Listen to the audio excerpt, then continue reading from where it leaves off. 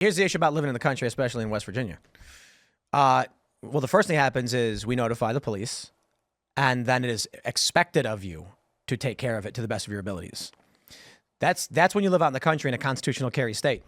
And we saw this in Florida when, I can't remember, it was like a few years ago, there was like a storm or whatever. The sheriff said, if looters come knocking, Florida residents shoot.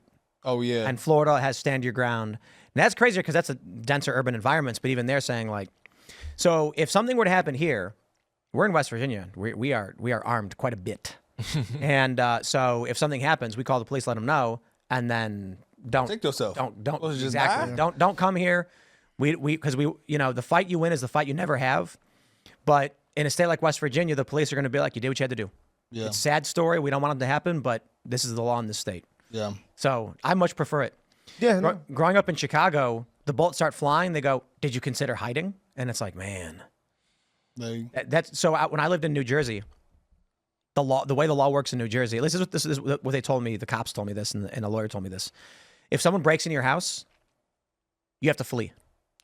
If you shoot and kill them, you'll be arrested and charged with murder. I ain't going there. I ain't going. You can then. They say no, hold on, it's okay, because when you're appearing before the judge and he asks you why did you kill this man, you can say it was self-defense. And it says, congratulations, you've admitted to killing somebody. Now we're going to have a trial to determine whether or not you didn't have to do that. And so when I was talking to the cops, and again, a lawyer about this, and I said, what is a circumstance where I'm allowed to defend myself in my home in New Jersey? It's really hard to get a gun. Not the hardest thing. It took me like 3 months. And if you know what you're doing, you go to a gun shop, you could probably get it done in a month. And they were like, well, the first thing you have to do is flee your home. If someone breaks in your house and you're armed and you have the opportunity to flee, you cannot shoot the person. And I was like, so wait. If like a guy comes to my house, and he's got a shotgun and he says, where's Tim Pool? I'm coming to get him. And I'm going to end him or whatever.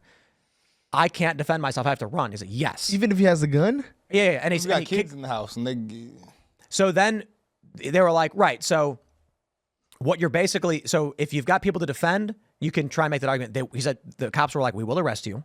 You will be charged. You have made an admission to the murder. And then you can have a jury decide whether or not you were justified. That's insane. And so he said, I would never live there. If you go to a court and you are in front of a jury in New Jersey and you say, the man broke into my house threatening to kill me and harm my family, so I shot him. The prosecutor's going to say, why didn't you run away? And you say, where do I run to?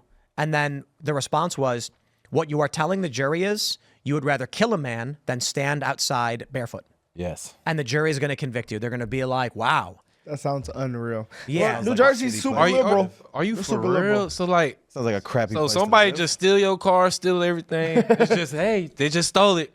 Yeah, man. I mean, look, in states like that, it is incumbent upon the victim to avoid in all circumstances anything that escalates harm. So and to assume you're going to be safe. This is a crazy thing. In West Virginia, there's reasonable issues, right?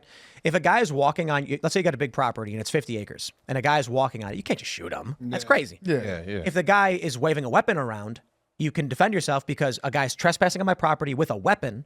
I have a reasonable fear of harm.